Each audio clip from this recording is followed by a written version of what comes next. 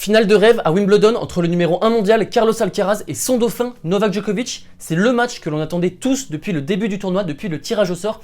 Et cette finale de prestige va bel et bien avoir lieu, donc on peut tous s'en réjouir. Et au cours de cette vidéo, on va se projeter ensemble sur cette finale qui s'annonce magnifique et passionnante. On va revenir sur le parcours des deux joueurs lors de ce tournoi, leur état de forme, leur impression dégagée, leur style de jeu également sur gazon. Puis également, on va revenir sur les enjeux liés à ce match, puisque ce match comporte énormément d'enjeux. Et en fin de vidéo, on va se projeter ensemble sur ce duel en abordant les clés tactiques. Et puis évidemment, je vais me risquer un petit prono en fin de vidéo, sinon la vidéo serait pas drôle. Mais maintenant que vous êtes au clair, on peut attaquer et on attaque tout de suite. Donc c'est parti, let's go!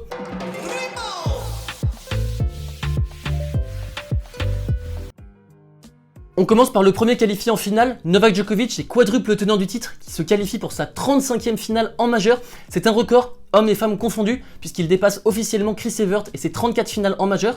Novak Djokovic se qualifie donc pour sa 9e finale à Wimbledon, c'est colossal. Dans le lot, il n'en a perdu qu'une, c'était en 2013 face à Andy Murray. Et cette nouvelle finale atteinte à Wimbledon lui offre un nouveau record, puisqu'il devient le premier joueur de l'histoire à se qualifier au moins à 9 reprises pour la finale de 3 grands chelems différents, à savoir l'Open d'Australie avec 10 finales, Wimbledon donc 9 finales, et puis enfin l'US Open également avec 9 finales. Il en est à 34 victoires consécutives à Wimbledon, ce qui est complètement délirant, et puis plus impressionnant encore, il en est à 45 victoires consécutives sur le center court, complètement fou. La dernière fois qu'il avait perdu un match sur le center court, c'était en 2013 face à Andy Murray lors de la finale qu'il avait perdu plutôt sèchement d'ailleurs en 3-7, tout en se rappelant néanmoins que la veille, il avait bataillé durant plus de 4 heures face à Juan Martín del Potro à l'issue d'un duel épique en 5-7. Sur les 9 derniers grands chelems qu'il a disputés, il en a atteint la finale à au moins 8 reprises. La seule fois où il n'a pas atteint la finale d'un tournoi du Grand Chelem qu'il a disputé, c'était l'année passée à Roland-Garros en quart de finale, lors d'un match épique qu'il avait perdu face à Rafael Nadal, mais hormis ce petit accro, ce que réalise Novak Djokovic en Grand Chelem depuis plus de 3 ans est tout simplement prodigieux. Cette nouvelle finale à Wimbledon, c'est sa 4e finale à plus de 35 ans en Grand Chelem, c'est un record qu'il égale avec Roger Federer. Et puis en parlant de Roger Federer, il va jouer pour l'égaler, puisque Roger Federer est pour l'instant le seul détenteur du record de titres à Wimbledon avec 8 titres. Novak Djokovic en a 7, et donc il joue pour l'histoire et pour égaler le record de sacre de Roger Federer. Et puis enfin, il est toujours en route pour le Grand Chelem calendaire, puisqu'il a remporté en début d'année l'Open d'Australie, par la suite Roland Garros. Il en est à 20 succès consécutifs en Grand Chelem, il en faut seulement 28, et s'il remportait ce match, il arriverait en grandissime favori lors de l'US Open, donc c'est un objectif qu'il a en tête au moment d'aborder cette finale de Wimbledon. Au niveau de son parcours, Novak Djokovic a affronté au premier tour Pedro Cachin, et puis par la suite ça a été Jordan Thompson, Stan Wawrinka, Hubert Hurkacz, Andrei Rublev et en demi-finale Yannick Sinner. Il a lâché 2 sets pour se qualifier en finale, un en 8ème de finale face à Hubert Hurkacz et puis un autre en quart de finale face à Andrei Rublev, et il a passé 15 heures et 41 minutes sur les courts. On va revenir rapidement sur sa demi-finale qu'il a opposée hier face à Yannick Sinner lors d'un match disputé en indoor dans des conditions humides. Le gazon était particulièrement humide et on a vu que les deux joueurs avaient beaucoup de mal à glisser sur le gazon. On a vu Yannick Sinner chuter à de nombreuses reprises et Novak Djokovic hier a vraiment été chirurgical, il n'a jamais tremblé. Il a disposé de Yannick Sinner en 3-7 à l'issue d'une victoire plutôt aisée et on a vu vraiment qu'il y avait un monde d'écart entre les deux joueurs. Il a su se montrer particulièrement impressionnant dans les moments clés, dans les moments qui comptent, particulièrement en fin de set. Pour preuve, hier, Novak Djokovic a sauvé 6 balles de break sur 6, ce qui est remarquable. Et puis il a surtout conquis un nouveau tie-break. Il en est désormais à 14 tie-breaks de suite en Grand Chelem. La dernière fois qu'il a perdu un tie-break en Grand Chelem, c'était à l'Open d'Australie, au 2e tour face à Enzo Couaco. Et puis sur le circuit, il en est à 12 tie-breaks remportés consécutivement. La dernière fois qu'il a perdu un tie-break sur le circuit, c'était à Banja Luka en quart de finale face à Dusan Lajovic. Mais c'était désormais un autre temps, avant son triomphe qui lui a permis de devenir le seul recordman de titre en Grand Chelem à Roland Garros. Il a donc été très impressionnant dans les moments chauds, très impressionnant également en défense. On a vu qu'il retournait très bien. Parfois Yannick Sinner servait de grosses premières balles à plus de 200 km/h et elle lui revenait instantanément dans les pieds, ce qui l'empêchait vraiment de déployer son tennis offensif, agressif. Également, on a eu un Novak Djokovic impressionnant en défense qui ramenait toutes les balles par moment, notamment dans le 3e set. On a vu Yannick Sinner prendre confiance, se libérer, taper fort dans ses balles, jouer en cadence. Et Novak Djokovic ramenait tout, était un vrai mur et a vraiment poussé Yannick Sinner à la faute, surtout côté coup droit. On a vu un Sinner qui partait très rapidement à la faute côté coup droit, ça a été son point faible tout au long de ce match. Et Novak Djokovic s'est régalé tactiquement en insistant à fond sur le coup droit de Yannick Sinner. Mais donc un Novak Djokovic hier qui n'a pas réalisé un match fantastique, mais qui a su se montrer hyper réaliste comme à son habitude dans les moments chauds. Et il va être très difficile à aller chercher en finale, même pour un Carlos Alcaraz. Finalement, ce qu'on retiendra de sa demi-finale, c'est qu'une nouvelle fois, le public britannique l'a chahuté, et c'est un petit peu le cas depuis le début de la quinzaine. Novak Djokovic est plutôt chahuté par le public, ça s'est vu hier, notamment puisque le public à plusieurs reprises a crié des Vamos Rafa, et puis également Novak Djokovic a été chahuté par l'arbitre, qui a eu une part plutôt importante lors de ce match, puisqu'il a en effet collé un warning à Novak Djokovic pour hindrance. Je trouve personnellement que l'avertissement qu'a récolté Novak Novak Djokovic n'était pas forcément mérité. Et puis dans le même jeu, Novak Djokovic a eu un avertissement pour dépassement de temps au service. Il aurait pu se frustrer, s'énerver avec l'arbitre, casser une raquette. Il ne l'a pas fait. Il a été impressionnant pour rester dans sa zone, dans sa bulle. Et on sent vraiment que le Serbe est en mission pour aller chercher le record de Roger Federer de 8 titres à Wimbledon. Mais voilà, Novak Djokovic en général, il arrive à se nourrir de la défiance du public. On a vu hier qu'il a chambré le spectateur en question qui avait crié Vamos Rafa. Et peut-être que ça va être quelque chose qui va arriver à nouveau en finale. On se souvient tous évidemment de la finale de Wimbledon en 2019 où le public avait fait et cause pour Roger Federer et néanmoins c'était Novak Djokovic qui avait remporté cette finale. Donc à voir le comportement du public en finale face à Carlos Alcaraz, puisqu'on sait évidemment que le public va soutenir en masse Carlos Alcaraz. Je ne trouve pas Novak Djokovic personnellement impressionnant depuis le début du tournoi, mais pourtant il a remporté tous ses matchs plutôt facilement, de manière très aisée, et ça démontre à quel point il a une marge impressionnante par rapport au reste du circuit, particulièrement sur gazon. On passe désormais au numéro 1 mondial, Carlos Alcaraz, qui se qualifie pour sa deuxième finale en Grand Chelem, la première à Wimbledon, après seulement 3 participations, c'est remarquable, comme Rafael Nadal avant lui en 2006. Carlos Alcaraz va donc disputer sa deuxième finale en Grand Chelem, il en a déjà remporté une, c'était l'année passée en finale de l'US Open face à Casper Ruud, qui lui avait permis de remporter pour l'instant son seul titre en Grand Chelem, en attendant peut-être dimanche. Alcaraz devient à 20 ans et 2 mois le 4e plus jeune joueur de l'histoire à se qualifier pour la finale de Wimbledon.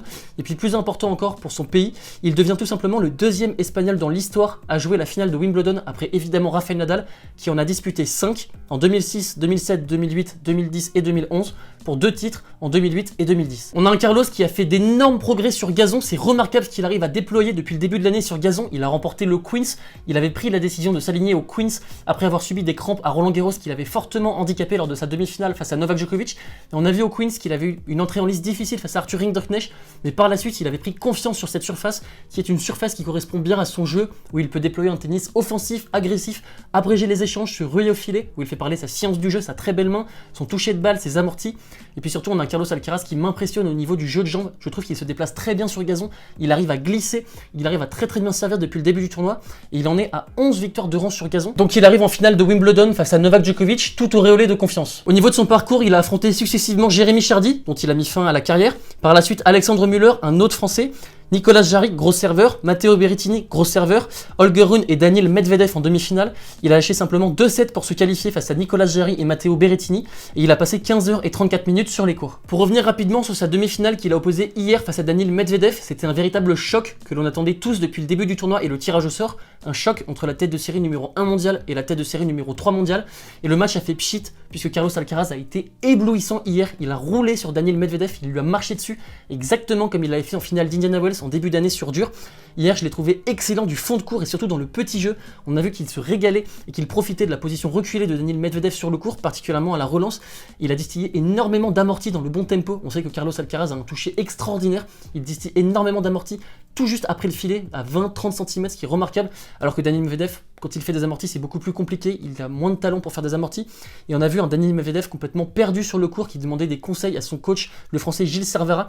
Il l'a fait passer pour un junior, et il l'a humilié tactiquement, techniquement, mais vraiment Carlos Alcaraz a été éblouissant hier, d'autant plus que Daniil Medvedev n'a pas franchement réalisé un mauvais match, c'est simplement que Carlos Alcaraz a été supérieur à Daniil Medvedev dans tous les compartiments du jeu. Il ne pouvait pas rêver meilleure demi-finale et il arrive vraiment en grande forme au moment d'aborder cette première finale à Wimbledon. Il a été très solide au niveau de son service, on connaît la qualité de relanceur de Daniil Medvedev et pourtant Carlos Alcaraz a connu une série fantastique de 16 points consécutifs sur son service. C'est l'équivalent de 4 jeux blancs face à Daniil Medvedev consécutivement, c'est remarquable. Et puis surtout on a vu un Carlos Alcaraz qui est beaucoup monté au filet, 35 montées c'est beaucoup, ça sera une piste pour lui en vue de la finale face à Novak Djokovic. Et puis surtout une démonstration à la relance, on a vu que Daniil Medvedev était seulement à 29% sur ses secondes balles. Il a été constamment agressé par Carlos Alcaraz qui essaie vraiment de priver de temps Daniil Medvedev qui lui renvoyait tous ses retours en usant parfois d'un retour bloqué qui a vraiment bien marché face à Daniil Medvedev. Et donc Carlos Alcaraz hyper impressionnant lors de cette demi-finale. Et puis enfin pour conclure sur Carlos Alcaraz, ça fait un mois qu'il rêve de ses retrouvailles avec Novak Djokovic. On se souvient de leur précédent affrontement en demi-finale de Roland Garros où on a vu que l'Espagnol était diminué, il n'avait pas pu s'exprimer pleinement et on sait qu'il a beaucoup de regrets par rapport à ce match. Et depuis, en conférence de presse depuis un mois, il n'arrête pas de dire qu'il veut rejouer Novak Djokovic en Grand Chelem, il va être servi en finale de Grand Chelem et cette fois il va avoir moins de pression qu'à Roland Garros où il était favori du match selon moi, dans tous les cas à peu près à 50-50. Là, il sera clairement outsider, il aura moins de pression et ça lui permettra peut-être de se libérer. Donc on le souhaite en tout cas et on espère qu'il pourra aller au bout de son match cette fois sans être gêné physiquement. On passe désormais aux enjeux liés à ce match, liés à ce choc, et on va commencer par les enjeux liés à Novak Djokovic. Si Novak Djokovic s'impose demain face à Carlos Alcaraz, il remportera son 8e Wimbledon, ce qui ferait de Novak Djokovic le co-détenteur du record de titres à Wimbledon. Il égalerait les 8 sacres de Roger Federer, et ça permettrait à Novak Djokovic de devenir le détenteur de record de titres dans 2 tournois du Grand Chelem, à savoir à l'Open d'Australie, où il a remporté 10 titres, et puis donc également à Wimbledon, où il en remporterait 8. Ça sera plus compliqué d'aller chercher les records à Roland Garros, évidemment c'est Rafael Nadal, et puis surtout à l'US Open. Mais Novak Djokovic marquerait encore davantage l'histoire des grands chelems en s'imposant demain face à Carlos Alcaraz. Également, si Novak Djokovic remporte Wimbledon, il décrochera son 24e grand chelem, ce qui ferait de lui l'égal de Margaret Court. Il n'y aurait alors plus aucun joueur, hommes et femmes confondus, à avoir remporté plus de grands chelems que le Serbe, et ça lui permettrait de rentrer un petit peu plus davantage dans la légende, et puis surtout un nouveau sacre en grand chelem lui permettrait de distancer Roger Federer à 4 unités et Rafael Nadal à 2 unités, ce qui commence à faire beaucoup tout de même. Il remporterait son 5e Wimbledon consécutif et égalerait le record détenu par Roger Federer et Björn Borg. Il redeviendrait numéro 1 mondial et il deviendrait surtout à 36 ans et 55 jours, tout simplement le vainqueur le plus âgé de l'histoire de Wimbledon. Et puis également, gagner à Wimbledon permettrait à Novak Djokovic de conserver intact ses rêves de grand chelem calendaire. On sait que cette année est probablement la dernière année où Novak Djokovic peut rêver d'aligner les 4 grands chelems consécutivement, chose qu'il n'a jamais faite, en tout cas la même année, puisqu'il l'a fait en 2016, mais à cheval sur 2 saisons.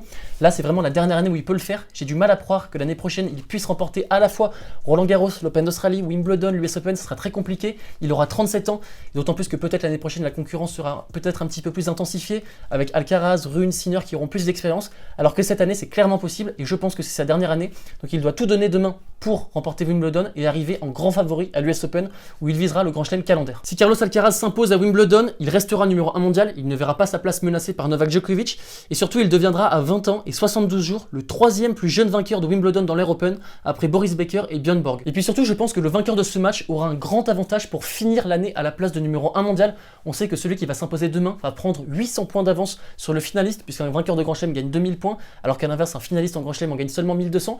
800 points en fin d'année, ça peut compter. On voit qu'on a une bataille à 3 qui se dégage pour la place de numéro 1 mondial en fin d'année entre Daniil Medvedev, qui paraît peut-être un petit peu distancé, mais qui va reprendre du galon, je pense, pour la tournée américaine. Donc une bataille à 3 entre Daniil Medvedev, Carlos Alcaraz et Novak Djokovic. Et le vainqueur de demain prendrait une belle option pour finir l'année en tant que numéro 1 mondial, à mon sens. Au niveau des confrontations, les deux joueurs se sont joués à 2 reprises, il y a un partout. Carlos Alcaraz avait remporté leur premier affrontement à l'issue d'un duel épique qu'il avait remporté en demi-finale du tournoi de Madrid. Il l'avait remporté au tie-break du 3e set. C'était un tournoi remarquable de la part d'Alcaraz qui avait aligné consécutivement Nadal, Djokovic, Zverev. Et Djokovic a pris sa revanche face à Carlos Alcaraz il y a tout juste un mois, en demi-finale du tournoi de Roland Garros. C'était un match qui était très attendu de la part des observateurs, du public. C'était vraiment un match où il y avait 50-50 au début de la demi-finale, et on pouvait légitimement penser que le vainqueur de ce match allait remporter Roland Garros par la suite. Et on a eu un gros match durant 2 sets, un match assez fantastique, surtout dans le 2e set. Et à l'entame du 3e set, où Carlos Alcaraz paraissait au-dessus, en tout cas à mon sens, on a vu qu'il avait commencé à cramper. Et du coup, par la suite, le match avait été beaucoup plus aisé pour Novak Djokovic, qui s'était imposé 2 fois 6-1 dans les 2 sets suivants. Mais donc, quoi qu'il en soit, les deux joueurs se sont joués à 2 reprises. Il y a désormais un partout, balle au centre, et demain, ça sera la belle. On passe désormais aux clés tactiques. Alors qu'est-ce que Carlos Alcaraz doit mettre en œuvre pour tenter de gêner Novak Djokovic? Eh bien, si j'étais Carlos Alcaraz, j'essaierais d'installer un défi physique et j'essaierais surtout de profiter de ma jeunesse. Carlos Alcaraz dispose de 16 ans de moins que Novak Djokovic, c'est colossal, 36 ans contre 20, et il doit tirer parti de sa jeunesse. On sait que c'est un joueur qui joue beaucoup au physique, il doit profiter de l'âge avancé de Novak Djokovic, il doit le faire jouer, il doit le faire courir, il doit lui faire des amortis, il doit le faire visiter le court à droite, à gauche, il doit vraiment essayer d'instaurer un rapport physique lors de ce match. Également, il doit beaucoup monter au filet, c'est un des axes pour lui, on sait qu'il dispose d'une très belle main, et surtout Novak Djokovic, je trouve pas qu'il passe très bien dans ce tournoi, notamment en demi-finale, on a vu un Jannik Sinner qui a connu beaucoup de réussite à la volée, 22 sur 29, c'est beaucoup. Novak Djokovic a un petit peu de mal à passer à l'obé, et Carlos Alcaraz est un des tout meilleurs volleyeurs au monde. Pour moi, c'est le meilleur volleyeur au monde. Je ne sais pas si dans les commentaires vous voyez d'autres joueurs qui volleyent mieux que Carlos Alcaraz actuellement en tout cas. Mais il doit beaucoup monter à la volée. On sait qu'il a une très belle main, on l'a vu face à Matteo Berrettini, on l'a vu également en demi-finale face à Daniil Medvedev, et il doit tirer profit de sa main. Également, Carlos Alcaraz a intérêt à jouer le coup droit de Novak Djokovic. Avec son coup droit également, il doit instaurer un rapport de force dans la diagonale coup droit, puisque Carlos Alcaraz dispose d'un des tout meilleurs coups droits du circuit, en tout cas le plus puissant, et il doit faire mal à Novak Djokovic dans cette diagonale-là, d'autant plus que Novak Djokovic a peut-être un déficit de puissance côté coup droit. Et puis côté revers, Carlos Alcaraz dispose d'un des tout meilleurs slices du circuit, il doit slicer dans la diagonale revers, il doit casser le rythme des échanges et forcer Novak Djokovic à se baisser via des balles basses, et du coup ça va peut-être forcer Novak Djokovic à renvoyer des slices par également des slices, et ça permettra à Carlos Alcaraz de se décaler sur son côté coup droit avant d'avancer et de finir le point avec des coups droits de longue ligne. Donc ça doit être un axe pour Carlos Alcaraz. Et si on récapitule ce que doit faire Carlos Alcaraz, il doit évidemment très bien servir, mais surtout instaurer un rapport physique face à Novak Djokovic, le faire bouger, lui faire jouer des amortis, lui faire bouger de droite à gauche, énormément monter à la volée. Il dispose d'une très belle main. Utiliser son slice pour casser les échanges et surtout évidemment dominer la diagonale coup droit. A l'inverse, Novak Djokovic devra très bien servir. Pour l'instant, il sert très bien depuis le début du tournoi. Il n'a été breaké qu'à 3 reprises. Mais en demi-finale, j'ai pas trouvé qu'il servait très bien. Il a servi seulement 58% de première face à Yannick Sinner dans l'ensemble du match, 46% dans le deuxième set, ce qui est faible face à Carlos Alcaraz. On sait que Carlos Alcaraz est l'un des meilleurs retourneurs du circuit. Carlos Alcaraz, dans cette édition de Wimbledon, a joué des très gros serveurs, notamment Jérémy Chardy, face auquel il a obtenu 14 balles de break, Nicolas Jarry, 14 balles de break, Holger Rune, 14 balles de break, Daniil Medvedev, 14 balles de break. Et pourtant, tous les joueurs que je viens de citer sont des joueurs qui servent à plus de 200 km/h. Donc il est impératif que Novak Djokovic retrouve un petit peu sa moyenne au niveau de son service, revienne dans ses standards et au lieu de servir 55% de première, passe à 70% de première. Également, comme à son habitude, au niveau de la relance, on sait que Djokovic est le meilleur relanceur du monde, sûrement de l'histoire. Il devra retourner long, profond dans les pieds pour gêner Carlos Alcaraz et l'empêcher de déployer un tennis offensif. On sait qu'Alcaraz joue très rapidement, un petit peu comme Rafael Nadal. Alcaraz dispose d'un deuxième coup de raquette qui lui permet vraiment de prendre l'initiative dans les échanges, le contrôle des échanges. Et justement, Novak Djokovic, en retournant long, profond dans les pieds d'Alcaraz, va l'empêcher de déployer son tennis offensif. Et il devra tout faire pour écurer Alcaraz en défense, pour tout renvoyer, pour le frustrer, pour qu'Alcaraz parte à la faute. Et ça va être un des axes de progression pour Alcaraz. On arrive à la partie qui fâche, mon pronostic. Alors en premier lieu, je vois cette finale très différente des deux finales précédentes en Grand Chelem cette année qui ont vu la victoire de Novak Djokovic en 3-7 à chaque fois face à Stefanos Tsitsipas à l'Open d'Australie et Casper Ruud à Roland Garros. Je ne pense pas que cette finale fasse cette fois 3-7, ni dans un sens ni comme dans l'autre, et je pense que c'est bien pour le public puisque cette finale est très ouverte, il y a beaucoup de suspense. À mon sens, Carlos Alcaraz joue mieux dans cette édition de Wimbledon que Novak Djokovic. Il a déployé un tennis plus flamboyant, plus offensif, il est plus en confiance, il reste sur 11 victoires de rang sur gazon. Tandis que Novak Djokovic n'a pas joué de tournoi de préparation avant Wimbledon, mais j'ai beaucoup de mal à aller contre Novak Djokovic en finale de Wimbledon pour plusieurs raisons. Déjà en raison de l'expérience, 35 finales de Grand Chelem, 9e finale à Wimbledon, tandis que Carlos Alcaraz ça va être sa première finale à Wimbledon et seulement sa deuxième finale en majeur. Et puis à mon sens, Novak Djokovic à Wimbledon n'est prenable qu'avant la finale. C'est-à-dire qu'à mon sens, je considère qu'il est prenable au premier tour, deuxième tour, troisième tour. Bon, peut-être pas premier tour, deuxième tour, troisième tour. Mais en tout cas, huitième de finale, quart de finale, demi-finale, il est prenable en général, puisqu'il n'a pas encore eu le temps de mettre en place son jeu. On sait que le Serbe ne joue pas de tournoi de préparation avant Wimbledon. Et on a vu cette année qu'il avait surtout galéré en huitième de finale face à Hubert Hurkacz. Ça a été son match le plus compliqué du tournoi. Mais à mon sens, quand il arrive en finale, il est lancé, il a les repères, il a confiance en son jeu. Et il est très compliqué à aller chercher en finale de Wimbledon. Je ne vois que deux joueurs qui peuvent battre Novak Djokovic en finale de Wimbledon, c'est Andy Murray et Roger Federer.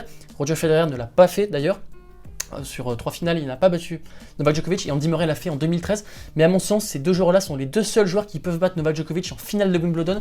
Et je pense que Carlos Alcaraz manque d'expérience. Voilà, comme je l'ai dit, 35 finales en Grand Chelem contre 2 finales. Novak Djokovic connaît sa capacité à élever son niveau dans les moments chauds, dans les moments clés, alors que Carlos Alcaraz, parfois, il veut finir les points rapidement, il va peut-être partir à la faute, il va peut-être rater des coups comme il l'avait fait en finale de Roland Garros, en demi-finale de Roland Garros face à Novak Djokovic. Et donc pour toutes ces raisons-là, je vois une victoire de Novak Djokovic en 5 manches. Je pense que l'on aura un match fantastique, en tout cas je l'espère.